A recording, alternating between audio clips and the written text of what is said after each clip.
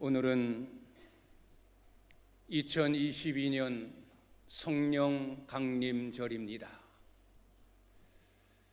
2000여 년 전 오늘 오순절 날이었습니다.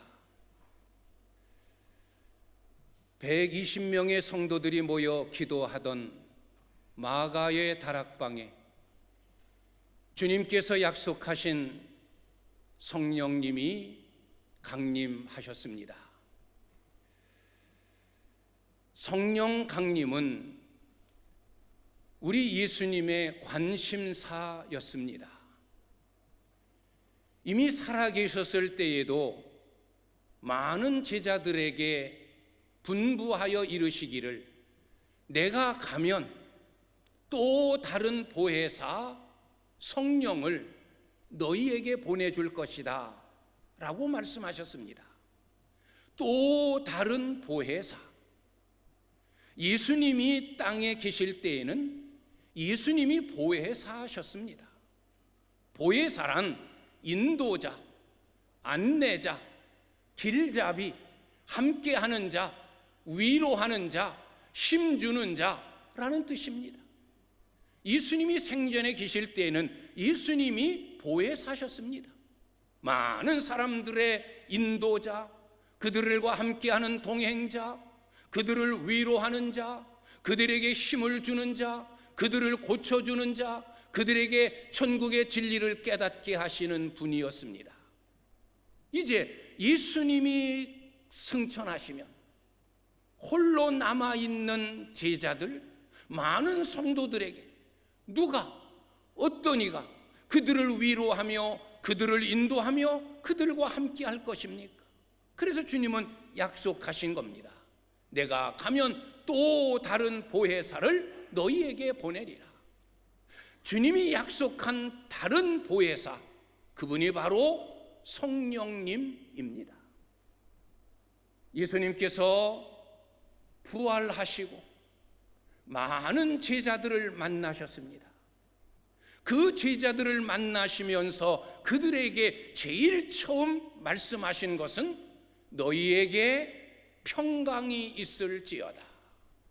예수님을 잃어버리고 불안과 두려움과 공포 속에 지니고 있는 그들을 향해서 너희에게 평강이 있을지어다.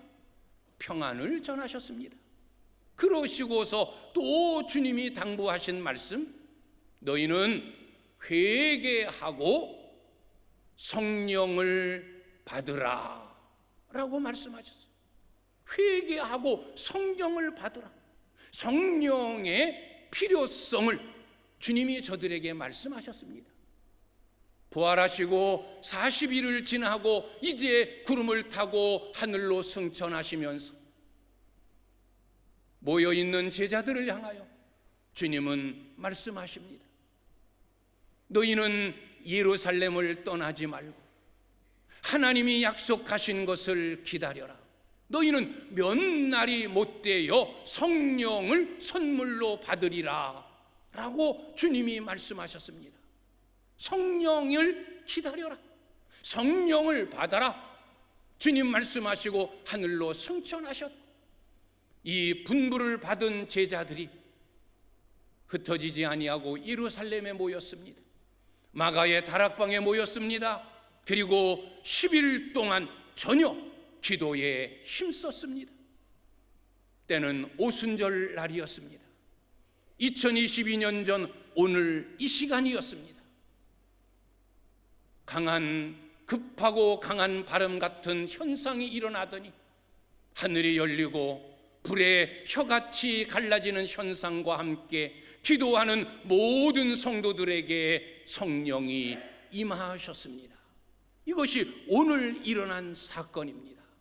그래서 전국의 모든 교회는 오늘을 성령 강림절, 성령 강림 주일로 지키고 있는 것입니다. 성령, 보혜사 성령, 성령과 교회는 밀접한 관계를 가지고 있습니다. 성령과 교회는 뗄래야 뗄 수가 없습니다. 왜? 성령 강림과 함께 교회가 시작되었기 때문입니다. 성령 강림이 곧 교회의 시작이요 교회의 출발입니다. 그래서 성령과 교회는 뗄래야 뗄 수 없는 밀접한 관계를 가지고 있는 겁니다. 성령과 복음은 뗄래야 뗄 수 없는 밀접한 관계를 가지고 있습니다. 왜? 성령이 강림함으로 인하여 복음이 비로소 전파되기 시작했기 때문입니다. 주님의 말씀대로 오직 성령이 너희에게 임하시면 너희가 권능을 받고 예루살렘과 온 유대와 사마리아와 땅끝까지 이르러 내 증인이 될 것이다 라고 주님 말씀하신 대로 성령을 받고 각 나라의 방언을 말하는 그들이 이제는 각기 세계 전역으로 흩어졌습니다.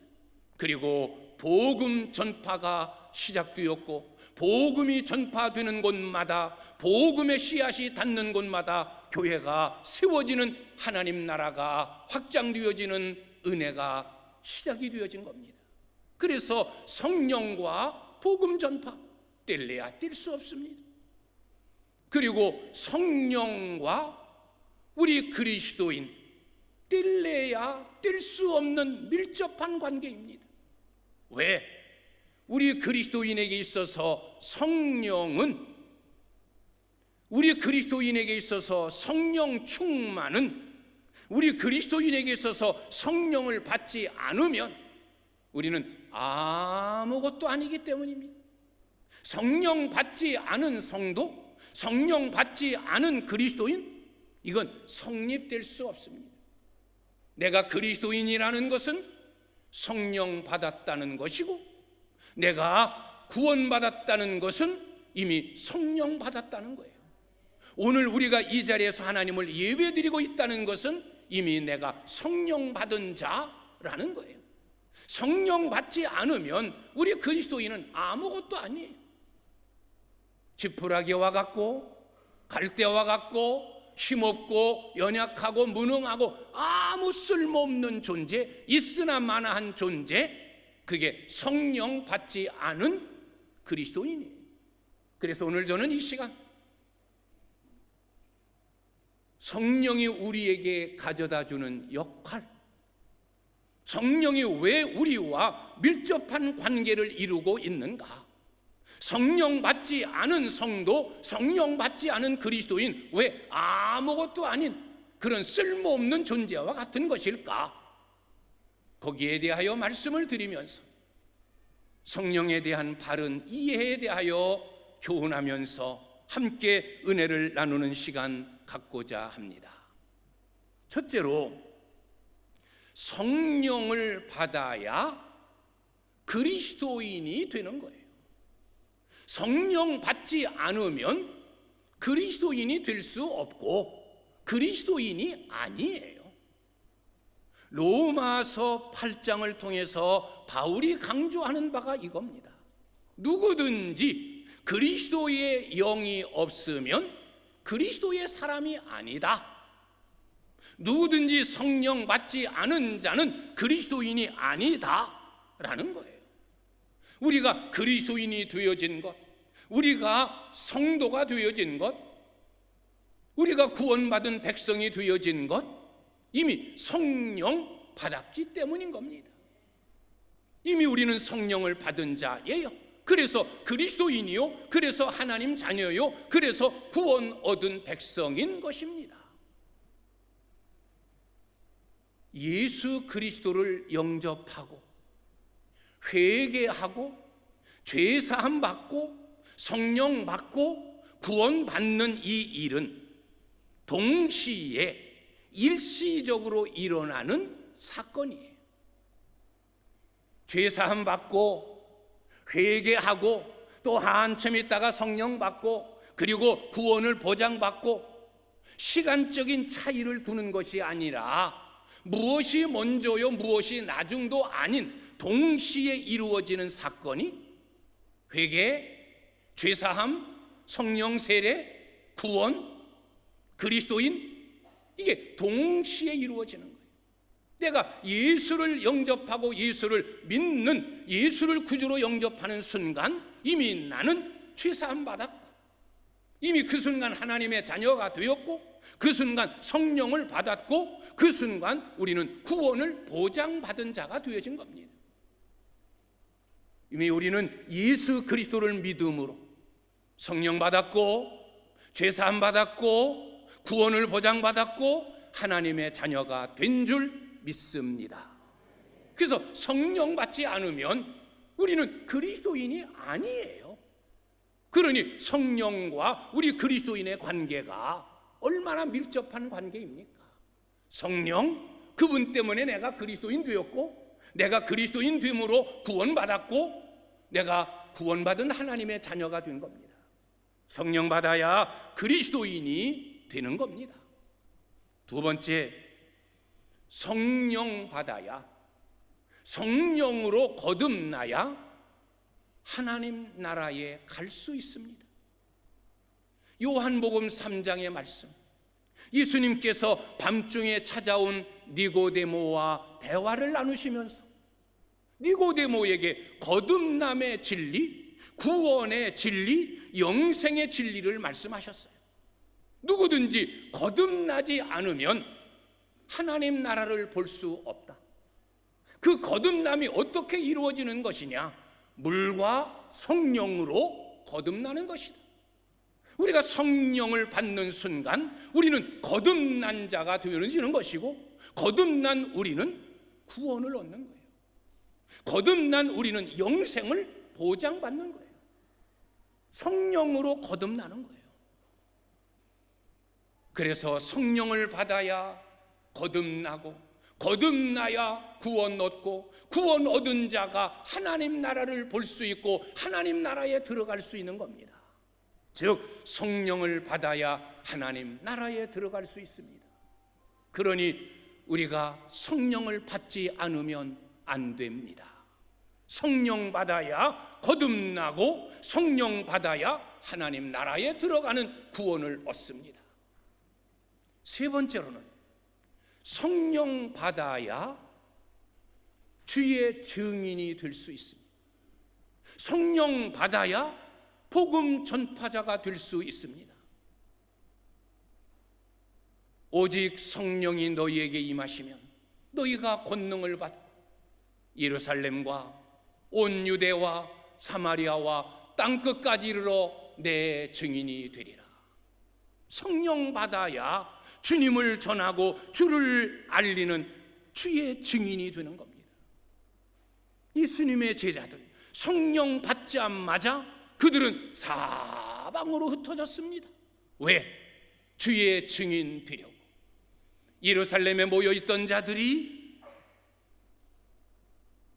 유대로, 또 더 넓게 사마리아로, 더 넓게 땅끝까지 그들은 주의 증인이 되었습니다. 성령 받아야 주의 증인이 될 수 있습니다. 네 번째로 성령을 받아야 고난과 핍박을 이겨내고 모든 시험을 견디고 승리할 수 있습니다. 이게 성령 받아야 되어질 이유예요. 성령 받으면 고난, 핍박, 어려움 다 이겨내고 뛰어넘고 극복합니다. 어떤 시험이 와도 그 시험에 흔들리지 않습니다. 시험을 이겨냅니다. 성령 받기 전에 제자들의 모습이 어땠습니까? 불안, 두려움, 죽음 앞에 무릎을 꿇고 겁장이 제자들. 그런데 성령 받은 후 그들은 숨어있던 자리에서 밖으로 뛰쳐나왔어요. 만나는 사람들마다 예수의 죽음과 예수의 부활을 전했습니다. 때려도, 굶겨도, 옥에 가두어도, 짐승의 위협이 있어도, 심지어는 죽여도 그들은 예수를 부인하지 아니하고 예수의 죽음과 예수의 부활을 자랑하는 담대한 믿음의 제자들이 되었습니다. 그 담대함, 그 믿음의 능력이 어디에서 왔습니까? 그 고난과 핍박과 어려움을 이겨낼 수 있는 힘이 어디에서 왔습니까? 성령 받음으로 인하여, 성령 충만함으로 인하여 그들은 담대한 자가 되었습니다. 우리가 예수를 믿으면서 고난, 어려움, 시험을 이기는 방법은, 그걸 뛰어넘는 방법은 성령 받으면 되어지는 거예요. 성령 받지 않으니까 힘들다, 어렵다, 고난과 어려움 앞에 무릎을 꿇고 작은 시험 앞에 지푸라기처럼 흔들리고 바람 부는 대로 물결치는 대로 연약한 그리스도인이 될 수밖에 없는 거예요. 성령 받으면 우리는 강하고 담대한 그리스도인이 되어집니다. 고난도, 핍박도, 어려움도, 시험도 다 이겨내는 강하고 담대한 그리스도인이 되어지는 겁니다. 그래서 성령 받아야 합니다. 다섯 번째, 성령을 받아야 성령으로 예배할 수 있게 되는 겁니다. 우리가 지난 주일에도 성공적인 예배자, 참된 예배자에 대하여 예배의 중요성을 말씀드리면서 우리가 가져야 될 자세를 말씀하는 중에 영의 자세, 영으로 준비하고 영으로 바른 자세를 갖자라고 했습니다. 그 영의 바른 자세가 뭡니까? 하나님은 영이시니 예배하는 자는 영과 진리로 예배할지니라. 우리는 성령으로, 영으로 예배해야 돼요. 왜? 하나님은 영이시기 때문에. 영이신 하나님을 예배하려면 우리가 영적인 존재가 되어야 되는 거예요. 육체적인 이 몸을 가지고 영이신 하나님을 볼 수 없고, 영이신 하나님의 음성을 들을 수 없고, 영이신 하나님의 은혜를 받을 수 없는 거예요. 그래서 우리는 영으로, 성령으로 예배할 때 영의 눈이 열려 하나님을 보고, 영의 귀가 열려 하나님의 음성을 듣고 영적 임재를 경험하게 되는 거예요. 그게 바로 영과 진리로 예배하는 거예요. 성령을 받아야 우리는 성령으로 예배하게 되어지고, 성령으로 예배해야 우리는 하나님을 만나고 하나님을 볼 수 있고 하나님의 음성을 들을 수 있고 하나님이 주시는 은혜와 복을 받게 되는 것입니다. 그래서 성령을 받아야 되는 겁니다. 여섯 번째로, 성령을 받아야 말씀의 은혜를 받습니다. 성령은 진리의 영이에요. 똑같이 성경을 읽는데 누구는 그 성경 말씀이 은혜롭고 꿀송이보다 더 달고, 그 말씀을 읽으면서 감격이 일어나고, 그 말씀을 읽으면서 눈물을 흘리고, 그 말씀을 읽으면서 결단과 각오가 일어나는데, 누구는 성경을 펴들기만 하면 졸음이 오고 은혜가 없고 이게 무슨 말씀인가 지치고 힘들고. 성령을 받아야, 성령의 깨닫게 하시는 은혜가 있어야 우리는 말씀을 읽을 때, 말씀을 들을 때 은혜가 되어지고, 그 말씀이 우리에게 꿀과 송이꿀보다 더 단 은혜의 말씀이 되어지고, 그 말씀이 나에게 교훈이 되고, 그 말씀이 나를 책망하고, 그 말씀이 나를 의로 교육하고, 그 말씀이 나를 하나님의 사람으로 온전히 서게 하는 거예요. 성령을 받아야 성령의 깨닫게 하시는 은혜가 있어야 되는 거예요. 그래야 성경을 읽어도 은혜가 되고, 설교의 말씀을 들어도 은혜가 되고, 가슴이 뜨거워지고 결단이 불일듯 일어나게 되어지는 거예요. 성령을 받아야 되는 겁니다. 성령은 깨닫게 하시는 진리의 영이기 때문입니다. 그리고 일곱 번째, 성령을 받아야 우리는 성령의 은사를 소유하게 되는 거예요. 성령의 특별한 9가지 은사가 있잖아요. 성령 받을 때, 성령 충만할 때 나타나는 은사, 성령 충만한 자에게 하나님이 주시는 은사, 교회의 덕을 위하여, 자기 자신의 신앙의 성장을 위하여 하나님이 주시는 은사. 성령 받아야 우리는 이 은사를 소유하는 거예요. 지혜의 말씀의 은사, 지식의 말씀의 은사, 믿음의 은사, 병 고치는 은사, 능력 행함의 은사, 예언의 은사, 영들 분별함의 은사, 각종 방언을 말하는 은사, 그리고 방언 통역의 은사, 9가지의 성령의 특별한 은사를 받아서 그 은사를 황홀함으로 인하여 내 믿음이 성장하고 그 은사를 통하여 교회의 덕을 세워가는 겁니다. 그리고 마지막 8번째, 성령을 받아야 성령이 맺게 하시는 열매를 맺는 거예요. 사랑과 희락과 화평과 오래 참음과 온유와 절제와 충성, 이런 열매, 이런 열매를 우리는 우리의 삶 속에서 맺는 거예요. 성령 받을 때, 성령 충만할 때. 지금까지 8가지만 말씀드렸지만 이 8가지 소개한 것들이 우리 신앙생활에 얼마나 중요한 부분들입니까? 이게 다 성령을 받을 때 우리에게 주어지는 은혜요, 성령을 받을 때 우리에게 나타나는 아름다운 일들입니다. 그러니 성령 받지 않으면 아까도 얘기했지만 우리가 아무것도 아니다, 쓸모없는 존재다, 지푸라기와 같은 존재다 라고 말씀드린 이유가 여기에 있는 거예요. 성령 받지 않으면 우리는 아무것도 아니에요. 그리스도인이 아닌 것으로부터 시작해서 힘없는 고난의 실패에 쓰러지고 넘어지고 시험에 무릎 꿇고 그저 보잘것없는 아무런 힘없는 그런 존재일 수밖에 없는 거예요. 그래서 우리에게는 성령 받아야 되어지는 성령이 필요한 겁니다. 자, 이제 우리는 이 말씀을 들으면서 나를 돌아보게 됩니다. 나는 성령 받았을까? 우리가 오늘 예배하는 자리에 있다는 것, 이미 우리는 성령 받은 자예요.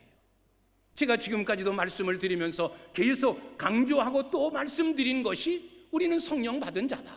이미 우리는 성령 받은 자이기 때문에 그리스도인이 되었다. 성령 받은 자이기 때문에 오늘도 영과 진리로 예배하고 있다. 우리는 이미 성령 받은 자예요. 내가 이미 그리스도인이라고 하는, 성도라고 하는, 하나님의 자녀라고 하는, 목사, 장로, 권사라고 하는 이런 직분을 소유한 것 자체가 이미 성령을 받은 자예요. 성령을 받아야지 우리가 거기에 대하여 고민하고 그것 때문에 내가 성령 받았을까 안 받았을까 마음이 흔들려지고 회의를 가질 필요 없어요. 우리는 이미 성령 받은 자예요. 오늘 예배하는 자리에 있다는 것, 이것 하나만 봐도 이미 우리는 성령 받은 자임에 틀림없습니다. 그런데 이제 성령 받은 우리가 늘 주의하고 때로는 정신 차리고 때로는 집중하고 때로는 성령에 대하여 바른 이해를 가져야 될 부분이 있습니다. 이 부분을 또 말씀드리려고 합니다. 성령 받은 우리들, 이 성령에 대하여 어떤 자세를 가져야 될까? 성령에 대하여 우리는 어떤 이해를 가져야 될까? 첫째, 성령 충만해야 합니다. 성령 충만해야 돼요. 성령 받은 우리는 성령으로 충만해야 되는 거예요. 이 충만이라는 말은 흘러넘친다, 넉넉하다, 충분하다, 남아 돌아간다. 이게 성령 충만이에요. 성령 충만할수록 우리는 강한 능력 있는 그리스도인이 되어지는 거예요. 성령 충만할수록 그리스도인다운 그리스도인이 되어지는 거예요. 성령 충만할수록 자랑스러운 그리스도인이 되어지는 거예요. 그래서 오늘 사도 바울이 에베소 교회를 향하여 술 취하지 말고 오직 성령 충만을 받으라 라고 말하는 거예요. 이미 성령을 받은 그들을 향하여 너희는 성령 충만을 받아라. 왜 성령을 받고서도 술 취하느냐? 왜 성령을 받고 그리스도인이라 하면서도 왜 죄 짓느냐? 그리스도인이라는 이름을 가지면서도 왜 자꾸 흔들리고 넘어지고 방황하느냐? 성령 충만하지 않기 때문이다. 성령 받은 우리가 꼭 염두에 두어야 될 일은 성령 충만 받는 거예요. 성령 충만 받아야 강한 그리스도인, 어떤 죄도 이겨낼 수 있는 힘 있는 그리스도인, 어떤 시험에도 무릎 꿇지 않는 강한 그리스도인이 될 수 있기 때문인 거예요. 성령 충만 받는 거예요. 두 번째로 성령을 소멸하지 말아야 되는 겁니다. 성령을 소멸하지 말아라. 데살로니가전서 5장에서 우리를 향한 가르침이 성령을 소멸하지 말며, 여기 소멸이라는 것이 뭐예요? 충만의 반대예요. 자꾸 떨어지는 거예요. 자꾸 모자라지는 거예요. 이게 소멸이에요. 충만과 소멸은 반대말이에요. 우리는 성령으로 충만해져야지 성령이 소멸되어지면 안 돼요.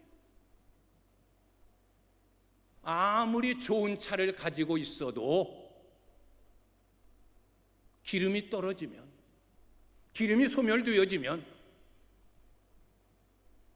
아무리 새로 나온 전기차라 할지라도 방전되어지면 그건 쓸모없는 고물이 되어지는 거예요. 우리가 가지고 있는 스마트폰, 휴대폰 얼마나 많은 기능을 가지고 있습니까? 현대인에게 있어서 없으면 안 되는, 굶으면 굶었지 가지지 않으면 안 되는 것 중에 하나가 스마트폰이에요. 아무리 많은 기능, 놀라운 기능을 가지고 있어 우리에게 많은 편리함을 가져다주고 모든 정보를 우리에게 제공하는 이 유익한, 이 좋은 것이지만 방전되어지면 아무 소용없는 거예요. 쓸모없는 거예요. 그 안에 담겨져 있는 그 많은 유익함, 우리에게 주는 혜택들이 아무 소용없어지게 되는 거예요. 성령의 은혜가, 성령의 역사가 아무리 크고 아무리 많고 그래도 성령이 소멸되어지면 껍데기에 아무 소용없어요. 힘없는, 나약한, 흔들리는, 죄에 쓰러지는 그런 연약한 그리스도인이 될 수밖에 없어요. 그래서 성령을 소멸시키지 말아라. 대신 성령을 충만케 하라. 배터리가 소멸되어지면 다시 충전합니다. 연료가 부족하면 다시 보충합니다. 방전되어지면 다시 충전합니다. 그래야 그 기능을 발휘할 수 있는 거예요. 우리도 성령이 소멸되어지면 안 돼요. 성령을 소멸치 말라고 하는 이유는, 성령을 충만케 하라고 하는 이유는 시간이 흐르면서 나도 모르는 사이에 성령도 방전되고 성령도 소멸되고 성령도 줄어들고 성령도 없어져 간다는 거예요. 그러니 소멸시키지 말아라. 그러니 충만케 하라. 성령이 소멸되어 갈 때 성령을 충만케 하는 방법이 뭡니까? 기도예요. 찬송이에요. 성경이에요. 이것이 소멸되어 가는 성령을, 내 신앙생활 속에서 소멸되어 가고 식어져 가고 줄어져 가는 성령을 다시 충전시키고 충만케 하는 비결이에요. 성경을 읽고 또 읽고 늘 기도하고 내 입에서 찬송이 떨어지지 아니하고, 이럴 때 우리는 성령의 충만함을, 소멸되어졌던 방전되었던 성령이 다시 채워지고 흘러넘치는 충만한 상태가 되어지는 겁니다. 이것이 성령 받은 우리들이 주의하고 성령 받은 우리들이 늘 가지고 있어야 될 자세. 성령이 소멸되어 가고 있지는 않은가? 성령이 다 떨어져 방전되어 있지 않은가? 그냥 무용지물처럼 그런 연약한 그리스도인이 아닌가? 성령 충만케 하자. 기도하고 말씀 보고 찬송하고, 그래서 성령을 충만케, 늘 성령이 모자라지 않도록 흘러넘치는 성령 충만한 여러분들이 되실 수 있기를 주님의 이름으로 축원합니다. 세 번째로는 성령을 회방하지 말라. 성령을 모독하지 말라. 성령을 회방하지 말아야 돼. 성령을 모독하지 말아야 돼. 성령을 회방하는 죄, 성령을 모독하는 죄, 다른 죄는 다 사함을 받을 수 있는 죄이지만 성령을 회방하고 성령을 모독하는 죄는 사하심을 받지 못하는 영원히 그 죄가 있느니라. 예수님이 마가복음 3장을 통해 말씀하셨어요. 예수님께서 어느 귀신 들린 자에게서 귀신을 쫓아내셨어요. 귀신이 쫓겨나가니까 그 모습을 본 서기관이, 야, 예수가 저 귀신을 쫓아낸 것은 귀신의 왕 바알세불의 힘을 빌려가지고 쫓아낸 거다. 지금 쫓겨나간 저 귀신보다 더 강한 귀신, 귀신의 왕 바알세불을 빌려서 그 힘을 의지해서 약한 저 귀신이 쫓겨나간 거다. 예수님이 행한 그 능력, 예수님이 하나님처럼 행한 그 능력을 인정하지 아니하고 오히려 귀신의 왕을 도움을 받았다라고 말하는 서기관을 향하여 하신 말씀이, 성령을 회방하고 성령을 모독하는 죄는 영원히 사하심을 받지 못하는 죄다. 영원히 그 죄가 있느니라 라고 말씀하셨어요. 우리는 성령을 회방하거나 성령을 모독하면 안 돼요. 성령을 회방하고 성령을 모독하는 것이 뭡니까? 회방, 방해하고 비방하는 거예요. 성령의 역사하심을 방해하고 성령이 하신 일을 비방하는 거예요. 모독, 욕하는 거예요. 우리는 성령을 모독하고 성령을 회방하면 안 돼요. 성령의 역사하심을, 성령님이 하신 일을 내 인간의 지식을 기준으로 해서 맞네, 틀리네, 가능하네, 불가능하네, 내가 성령이 하신 일을 내 마음대로 비방하고 욕하고 방해할 수 없어요. 성령님이 하신 일은 하나님이 하신 일이에요. 그 하신 일을 우리는 그대로 받고 그대로 인정하는 거예요. 이것이 성령을 회방하지 않는, 성령을 모독하지 않는 죄예요. 마지막 네 번째로, 성령을 근심하게 하면 안 돼요. 에베소서 4장을 통해서 하나님의 성령을 근심하게 하지 말아라. 하나님의 성령을 근심하게 하지 말아라.